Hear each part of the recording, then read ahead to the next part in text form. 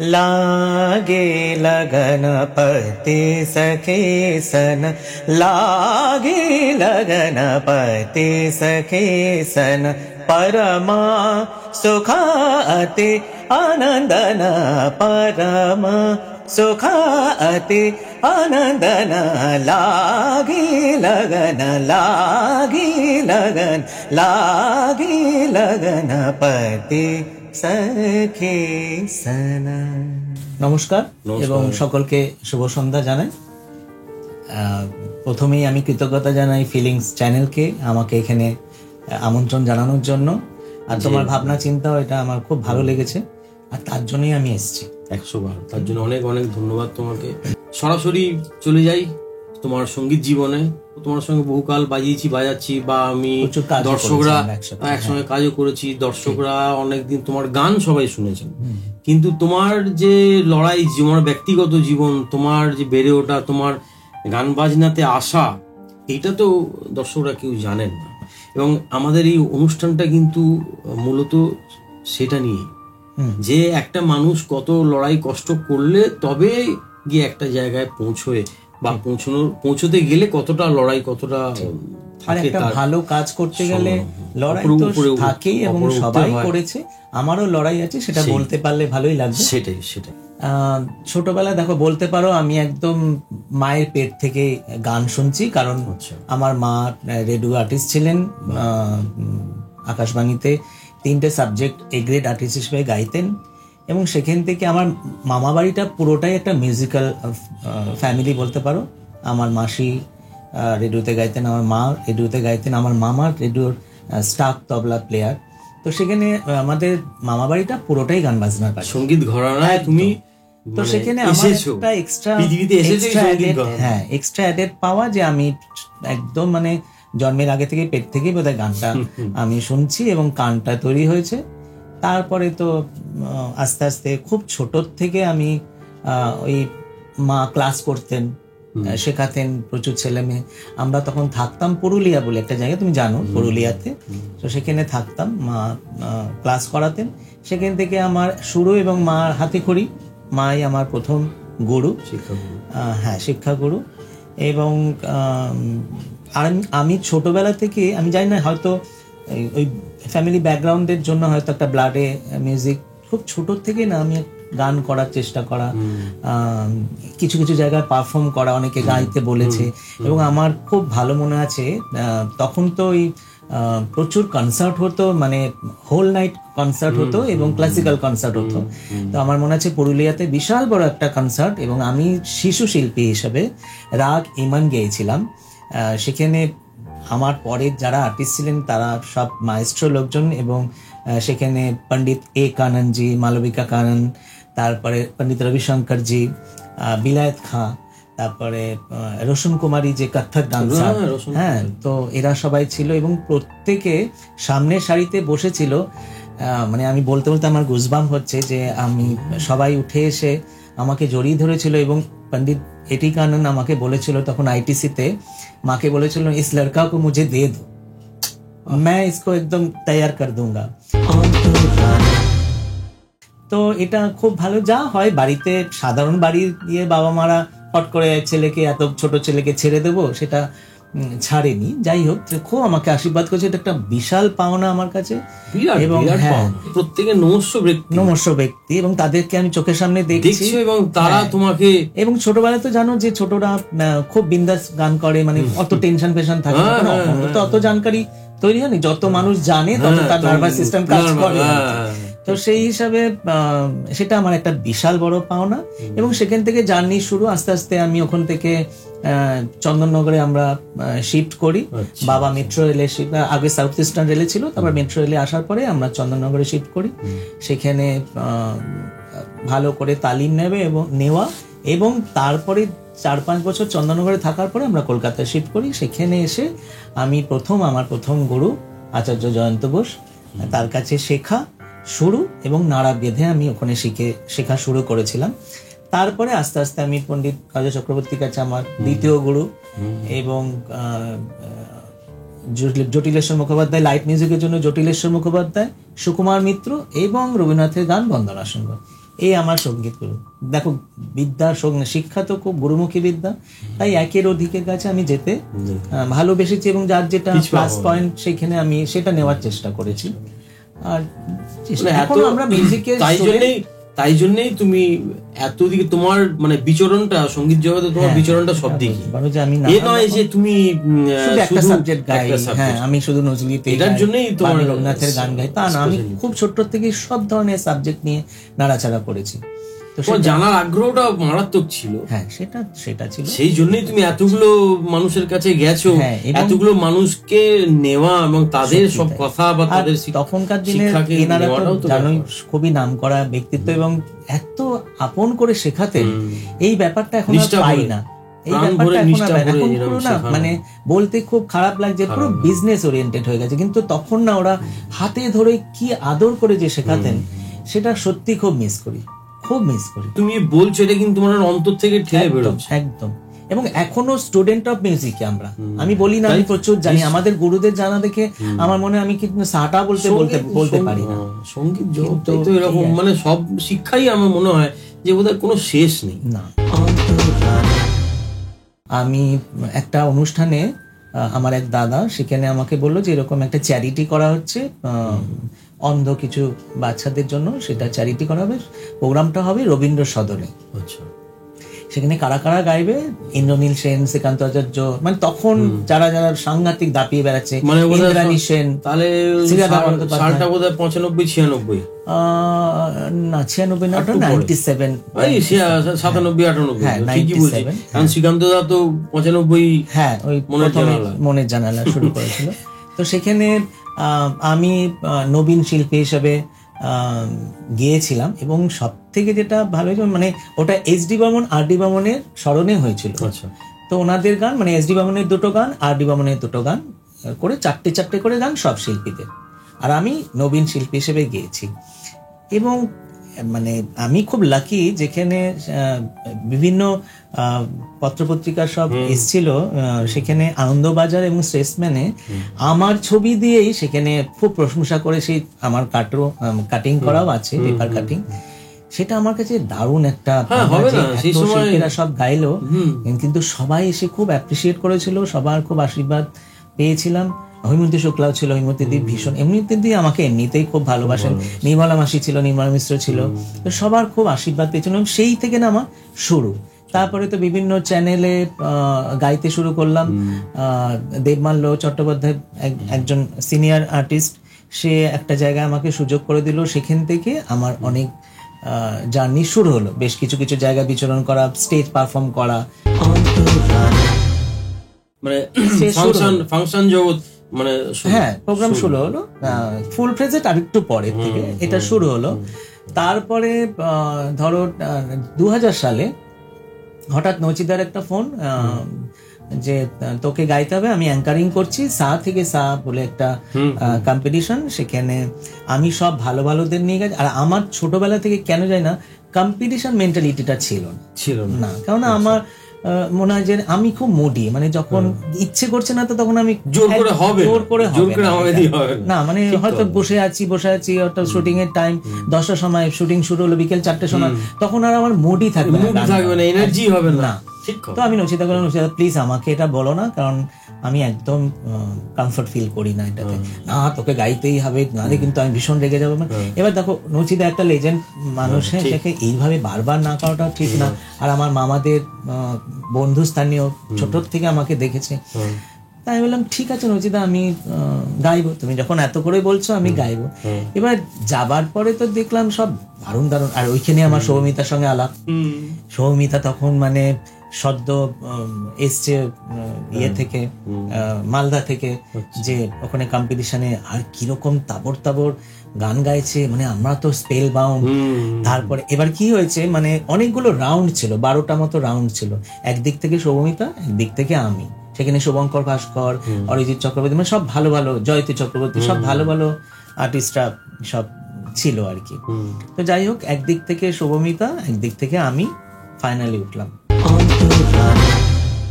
নচিদা যেহেতু বলে যে না, শুভমিতারই মানে হাইস্ট নাম্বারটা ছিল এবং শুভমিতারই চ্যাম্পিয়ন হয়েছে এবং ওরই অ্যালবাম বেরোবে, ওর সারেগামা থেকে অ্যালবামটা বেরোলো। কিন্তু ওখান থেকে বলতে পারো যে আরো লোকে দেখলো, তাও পরিচিতিটা ওখান থেকে। কিন্তু এখনকার দিনের মতো এই যেরকম রিয়েলিটি শো নিয়ে নিয়ে যেরকম নাচানাচি হয় সেটা তখন ওরকম ছিল না, কিন্তু ভালো সিঙ্গাররা ছিল, মানে একদম প্রাণপণে লড়তে হতো এবং লড়াইয়ের এবং 12টা রাউন্ড করে ফাইনালে যাওয়া খুব। আর তখন আমি থাকতাম রিসরা বলে একটি জায়গায়, সেখান থেকে ওই ব্রেসব্রিজে যাতায়াত করা, মানে কি কষ্ট করেছি ট্রেনে, তখন ট্রেনে জার্নি হয়তো পড়ে গেছি, গ্রুমিং বলতে তখন ওখানে ওরকম কিছু ছিল না, ওরকম থেকে গ্রুমিং করা, টাকা বেশভূষার নানা রকম একদমই ছিল না, গানটাই মুখ্য ছিল, গানটাই। এখন তো ধরো গানে কনসেন্ট্রেট করার আগে হয়তো মেকআপ আর্টিস্ট একটু চুলটা ঠিক করে দিয়ে একটুখানি মেকআপ করে দিই, কিন্তু তখন কিন্তু শুধু গানটাই মেন ছিল, কে কিরকম করে দাঁড়াচ্ছে ইয়ে করছে এসব কোনো ম্যাটারই করতো না। তো এরপরে কি তুমি আর কোনো জায়গায় ইচ্ছে হয়নি যাবার, বাকি যাওনি কোনো রিয়েলিটি শো? হ্যাঁ, এরপরেও গেছিলাম আমি। হ্যাঁ, এরপরে আমি গেছিলাম সারেগামা, তখন সারেগামা তো আলফা বাংলা ছিল, মনে করে দেখো ওই সময় আলফা বাংলা ছিল, বাবুল সুপ্রিয় বাবুলদা অ্যাঙ্কারিং করতেন, সেখানেও আমি গেছিলাম, সেখানেও আমি টপ 4-এই ছিলাম। আচ্ছা, এই আমার হচ্ছে রিয়েলিটি শো। এরপরে আমি আর কিছু করিনি, আর কোনো রিয়েলিটি শো আর করিনি। এরপর তুমি তোমার মানে ফাংশন এইবার আস্তে আস্তে প্রচুর তখন ট্র্যাক শো করা শুরু হলো, হিন্দি গান বলিউড সং প্রচুর গাওয়া শুরু হলো, রেট্রো নাম্বার গাওয়া শুরু হলো। হ্যাঁ, এই করতে করতে এগিয়েছি আর কি। ফাংশন জগতে মোটামুটি তুমি এলে, তাও সেটা ইন দ্য ইয়ার মানে সাল ধরো 2006 থেকে, 2006 থেকে তুমি এ করছো। হ্যাঁ, স্মরণীয় কোনো ঘটনা বলার উদ্দেশ্য হচ্ছে যে মানে ফাংশন করতে গেছো কোনো জায়গায়, হয় না আমাদের নানা রকম সব কিছু না কিছু মজার ঘটনা হয়, স্মরণীয় ঘটনা হয়, দুঃখের ঘটনা, অনেক কিছু হয়, তো এরকম কোনো স্মরণীয় ঘটনা? হ্যাঁ, সেটা একটা আছে, আমি বলছি সেটা। মেদিনীপুরের ঘাটাল বলে একটা জায়গা, ওটা আমার প্রথম অভিজ্ঞতা মেদিনীপুরে যাওয়ার। প্রচুর অডিয়েন্স, মানে মাঠ ভর্তি অডিয়েন্স, মানে আমি জানি অগন্তি, আমি বলতে পারবো না কত, হাজার হাজার। তো সেখানে তখন একটা গান, উড়িয়া গান, নোয়া নোয়া বলে একটা গান, খুব হিট। তো আমরা বাংলা গান সবই গাইছি, সব রকমই গাইছি। তো বেশ খানিকক্ষণ আগে থেকেই মানে কর্তৃপক্ষের লোকরা এসে বলছে যে চিরকুট ধরাচ্ছে, প্রতিটা চিরকুটে একটাই গান, খালি নোয়া নোয়া। সর্বনাশ, তো গান জানি না। হ্যাঁ, এখানে আসলে যে উড়িয়া গান একটু রিকোয়েস্ট করে, এটাও আমার কোনো আইডিয়া ছিল না। এবার আমি যখন বলছি যে আমি তো জানি না, বলছে দাদা আপনাকে গাইতে হবে না, স্টেজ থেকে নামতে দেবেন, বলে আপনাকে একদম মানে ইয়ে করে দেবে, হয়তো কিছু ছুড়েও দিতে পারে। আমি তো মানে আমি বললাম ঠিক আছে, একটা ব্রেক হবে, অন্য ইয়ে হবে, তারপরে আমি আবার ডুয়েটের জন্য আসবো। তো সেই সময় আমি বললাম যে আপনি এক কাজ করুন, এখানকার কোনো লোকাল কেউ গানটা জানে কিনা আমাকে একটুখানি জেনে একটু তাকে আমার কাছে নিয়ে আসুন। আচ্ছা, বুঝতে পেরেছো? তুমি বিশ্বাস করবে না, সেখানে 6টা লাইন, জাস্ট মুখরার একটা অন্তরা, আমি ওর কাছ থেকে তুললাম গানটা ওই সময়। তখন একটা ফিমেল আর্টিস্ট গাইছে আর কি। আমি ওই সময় গ্রিন রুমে ওটা আমি তুললাম, তুলে লেখাটা ইয়ে করলাম, কারণ ওটা প্রনাউন্সিয়েশনের একটা ব্যাপার আছে, যদিও বাংলার সঙ্গে অনেক মিল আছে। সেই গান আমি উঠে গিয়ে তারপরে আমি নামতে পেরেছি, নালে আমি সেদিনকে যে কি হতো আমি জানি। এটা তো বিরাট ব্যাপার যে তুমি তোমাকে ওইটুকুন সময়ের মধ্যে 6 লাইন হোক 7 লাইন হোক, ভাষাটা সম্পূর্ণ আলাদা, সেই ভাষার গান তুমি মানে। আমার একটা ছোটবেলা থেকে অভ্যাস ছিল, গানটা যেহেতু শিখেছি আমি সঙ্গে সঙ্গে লাইনগুলো লিখে তার তলায় নোটগুলো লিখে নিতাম, যাতে আমার মাথা থেকে ওটা, কারণ অনেক সময় বিরাট ব্যাপার। হ্যাঁ, সুর শুনে তুমি সুরটা তুমি স্বরলিপিটা লিখে নিলে এবং সেই স্বরলিপি দেখে বা তার সঙ্গে বাংলাতে লেখো বা যাই লেখো, সেটা দিয়ে ইনস্ট্যান্ট গাওয়া না, সেটা এবার তুমি বোঝো, সেটা যে শুনে শুনে গাওয়া, জেনে জেনে গাওয়ার পার্থক্য যেটা। তো আমি জানি নোটটা, তো আমার তো সুরটার ভুল হবে না, আমি তো শর্টটা লিখে নিয়েছি। ভয়ও পেয়ে গেছি আমি, কিন্তু আমি না, এটা চ্যালেঞ্জিং এর মতো আমাদের নিতেই হবে, এটা করতেই হবে। এই যে স্বর সাধনা, নোট, একটা লিরিক্যাল সং গাইছি, কথা প্রধান গান, তার তলায় তো নোটগুলোই আছে। একটা হারমোনিয়ামে বা যে কোনো ইয়েতে তো নোটই বাজানো যায়, ওয়ার্ড তো আর বাজানো যায় না। ওয়ার্ডটা বলছি, কিন্তু ওয়ার্ডের তলায় কি নোট আছে সেটা যদি জেনে কেউ যায় একবার, যদি তার চোখের সামনে নোট ভাসে, তাহলে তার গান, সেটা তো একটা প্র্যাকটিস। কিন্তু তুমি ইনস্ট্যান্ট যেন করে সবাই, তুমি ইনস্ট্যান্ট বসে হারমোনিয়াম ছাড়া, সম্ভবত হারমোনিয়াম ছিল না বোধহয় তোমার। না, হারমোনিয়াম, আমি না হারমোনিয়াম নিয়ে কোনো স্টেজে না, মানে হয়তো স্টেজে যদি গাও বা, তো তোমার গ্রিন রুমে তখন নিশ্চয়ই হারমোনিয়াম করে। তাহলে তুমি গানটা, উনি বলছেন, তুমি শুনছো, শুনে শর্টটা লিখছো। সেও কিন্তু একজন সিঙ্গারই। নতুনদের জন্য আমি বলবো, এটা তো একটা বিরাট শিক্ষণীয় একটা ব্যাপার। একদম, সবাই নিশ্চয়ই আপনারা শুনলেন ওর কথা। রাম ভজন কর মন, রাম ভজন কর মন, ও মন রে कर तो राम भजन, राम भजन कर मन, राम भजन कर मन। পুরো এটা লতাজি যেন মহলটাই পুরো বদলে গেল, মনে হচ্ছে আরো গাও, আরো গাও, আরো গাও। না, ওই যে সাৎসঙ্গ না থাকলে গান হয় না, তো খালি গলায় ঠিক ইয়েটা হয় না। ঠিক ঠিক তো একটু সঙ্গ থাকলে ভালো লাগে। তাও আমি চেষ্টা করলাম একটুখানি, না তুমি বললে, এবং পর্দার ওপারে যারা আছে তাদের জন্য একটু চেষ্টা করলাম। করবেই, তোমার কাছে চাইবেই, কমেন্টসে দেখবে, কিন্তু আসবেই, গানটা কেন হলো না বা আরো কেন গান হলো না। আচ্ছা, রেকর্ডিং এ কিভাবে ঢুকলাম, সেটাও একটা খুব সুন্দর একটা ব্যাপার। সেটা হচ্ছে যে কলা মন্দিরে একটা শো হচ্ছিল, যেখানে আমার গুরুজির গান গাইতে। গুরুজি বলতে কি? মানে আচার্য জয়ন্ত বোসের গান। আমি সেখানে ধরো সামনে লোপাদীপ, জয় সরকার, জয়দা, ইন্দ্রদীপদা, এখন আগে চিরদীপদা ছিল, এখন ইন্দ্রদীপদা, সবাই ছিল সামনে। তো সেখানে গুরুজির গান আমি গিয়েছিলাম, আরো কয়েকজন গিয়েছিল। তো প্রোগ্রাম শেষের পরে আমাকে হঠাৎ চিরদীপদা, মানে ইন্দ্রদীপদা ডেকে পাঠালো। তো গেলাম, বললো আমার খুব ভালো লেগেছে তোমার গান, তুমি আমার সঙ্গে দেখা করো। হ্যাঁ, আমি ওনার নাম্বার নিলাম এবং নিয়ে যোগাযোগ করার পর উনি ডাকলেন একদিন করে, আমি গেলাম। কারণ তখন চিরদীপদা, ইন্দ্রদীপদা মানে খুব জয়ন্তদা বাড়িতে আসতেন, প্রচুর একটা মিউজিক্যাল আড্ডা হতো, হোল নাইট আড্ডা হতো, এবং সেখানে আমিও থাকা, গান বাজনা নিয়ে আলোচনা এবং গান বাজনা করা। তো সেইখান থেকে প্রথম একটা সিরিয়ালে আমাকে গাওয়ানো হয়, সেই শুরু। এবং তারপর থেকে আস্তে আস্তে দেবজ্যোতি মিশ্রের সঙ্গে আলাপ, জয়দার সঙ্গে আলাপ, জয় সরকারের সঙ্গে আলাপ, দেবজ্যোতি মিশ্রের সঙ্গে প্রচুর কাজ করেছি, প্রচুর জিঙ্গল। আর তখন দেবজ্যোতি মিশ্র মানেই তুমি জানো ঋতুপর্ণ ঘোষ, সেই হিসাবে ওই এন্ট্রি একদম শুরু।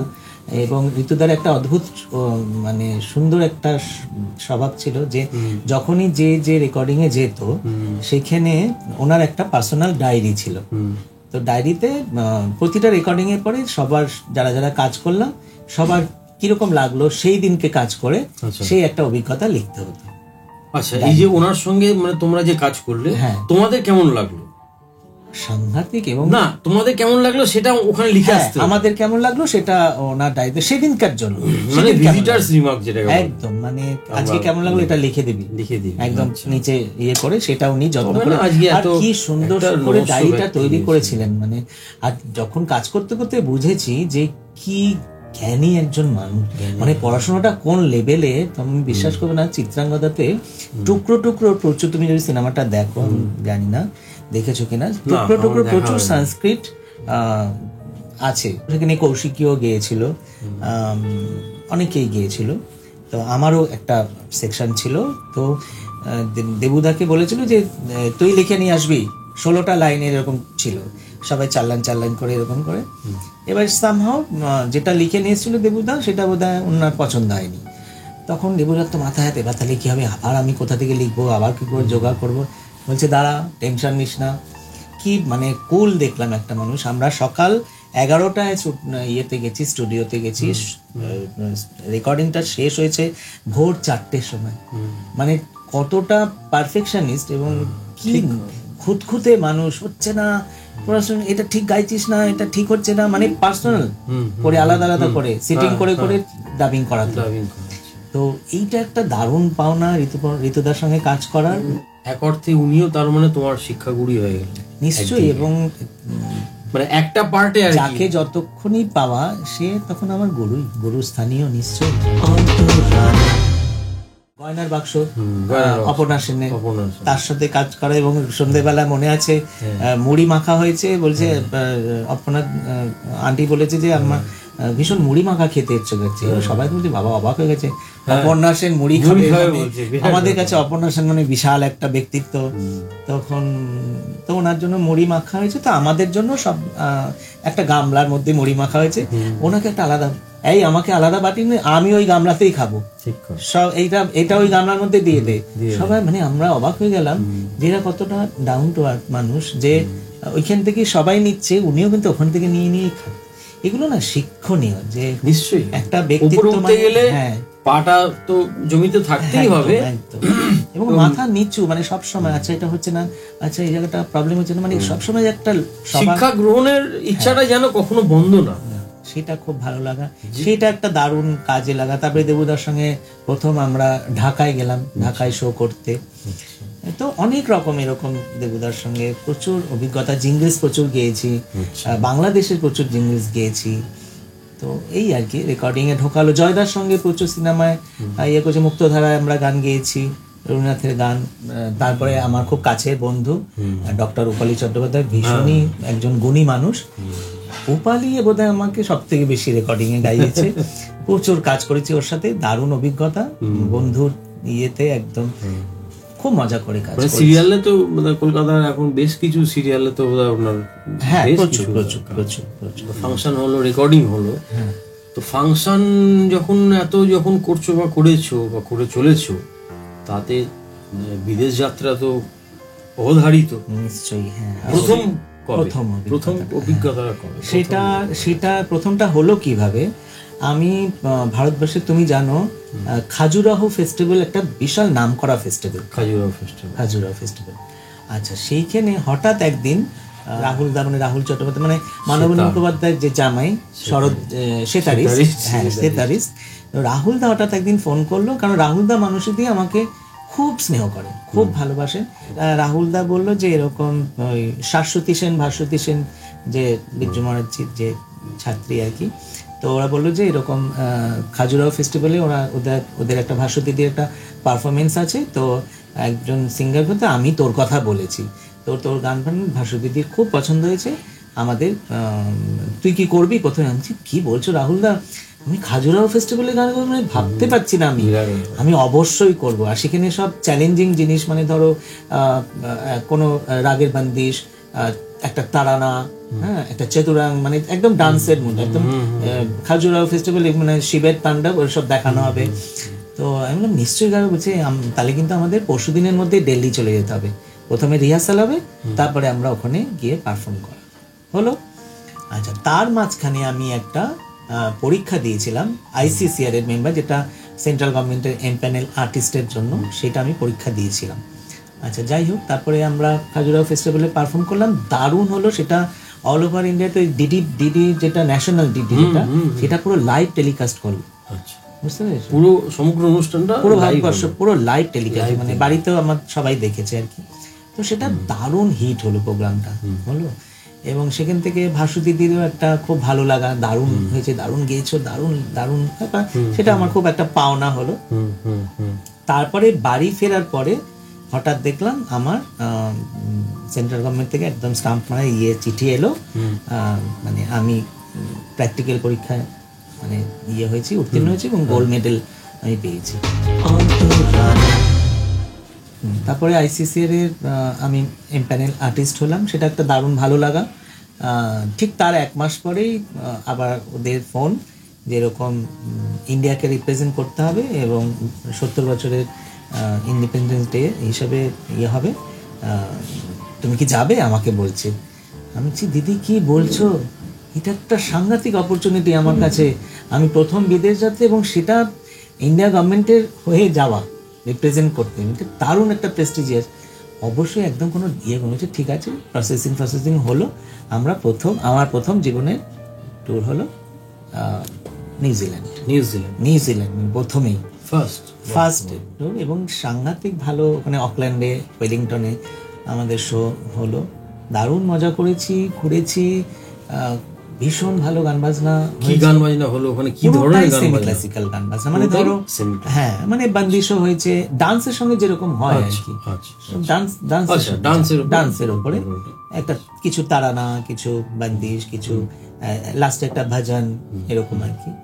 তো সেটা একটা দারুণ, ওই বিদেশ ট্যুর শুরু, সেটা আমি বলছি 2017 আমি আবার গেলাম ইউকে।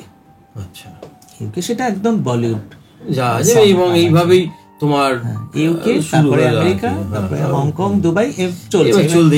এইবার কদিন আগে আমি গেছি থাইল্যান্ড গেছিলে কদিন। তো আমার অভিজ্ঞতা খুব ভালো, এখনো পর্যন্ত কোনো ব্যাড এক্সপিরিয়েন্স নেই, খুবই ভালো। খুব মানে পুরনো গান বাজনার তুমি তো অনেক করেছো। হ্যাঁ, তোমার সঙ্গে অনেক করেছি, তুমি জানো সেটা, এবং তোমার সঙ্গে তার আগেও প্রচুর প্রোগ্রামও করেছি, প্রচুর রেজাল্ট শো করেছি আমরা একসাথে, দারুণ অভিজ্ঞতা। তারপরে তো তুমি রিক্রিয়েট করা শুরু করলে, তোমার সঙ্গে দুটো গান আমি করলাম, দুটো কেন 4টে গান করেছি, যেটা আরো দুটো আসতে চলেছে, প্লাস দুটো রিলিজ হয়ে গেছে অলরেডি। একটা গজল আসছে, একটা গজল করেছি, ওটা ক্রমশ প্রকাশ্য, আর একটা দুটো গান অলরেডি রিলিজ হয়েছে ইউটিউবে, সেটা হচ্ছে যে আঁকে তেরি বাহু, প্লাস হচ্ছে হর কিসি কো নেহি মিলতা ইহা প্যার জিন্দেগি মে। দুটোই তুমি করেছো, দারুণ লেগেছে আমার গান করে, খুব ভালো রেসপন্স পেয়েছি প্রত্যেকে, সবাই খুব, যতজন ভালো বলেছে সেটা খুব পাওনা, তার জন্য তোমাকে ধন্যবাদ। তোমাকে অজস্র ধন্যবাদ যে তুমি অত সুন্দর করে প্রেজেন্ট করেছো, সেটা তো মানতে হবে। দেখো মিউজিক সবাই আমরা চেষ্টা, আমরা তো পেছনে থাকি, অনেক পেছনে, আমরা ছটফট করি। সামনের যে ব্যক্তি আছে, যিনি অ্যাঙ্কার আমাদেরকে টেনে নিয়ে যাবেন, তিনি যদি পারফেক্ট যদি না নিয়ে যেতে পারেন, যতই ভালো মিউজিক করি, রেসিপ্রোকেট, মানে একে অপরের পরিপূরকের মাধ্যমে, তুমি ঠিক করে না করলে আমি ঠিক করে গাওয়ার মুডটাই পেতাম।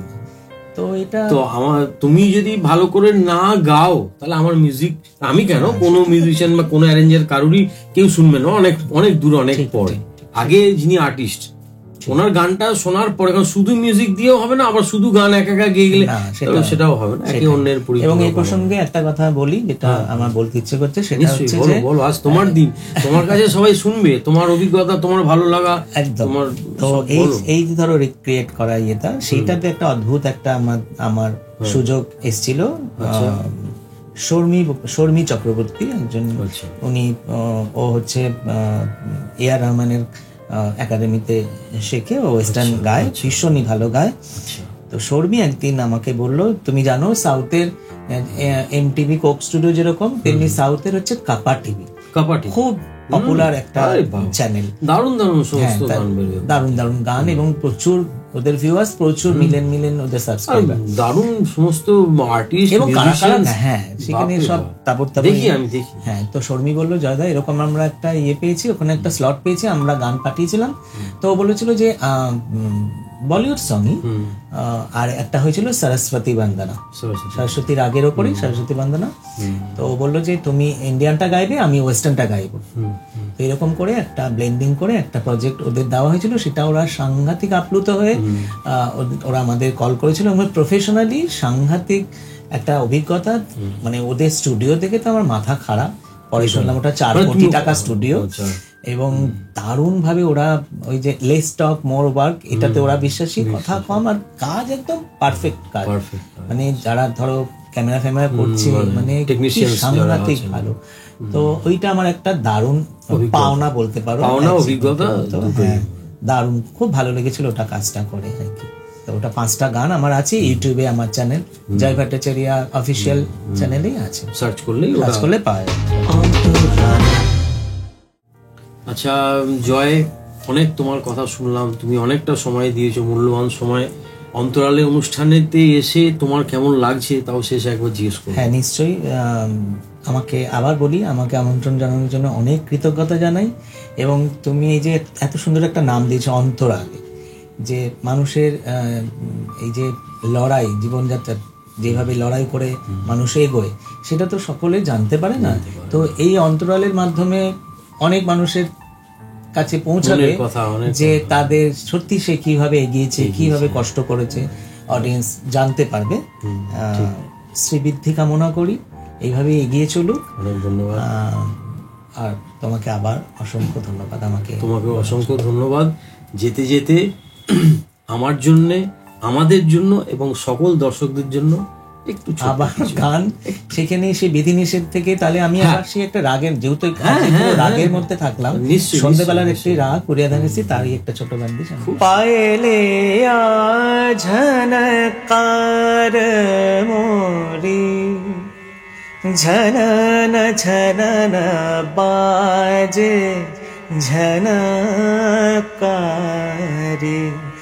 পায়েলে ঝনকার মোরে ঝনন ঝনন বাজে ঝনকারে,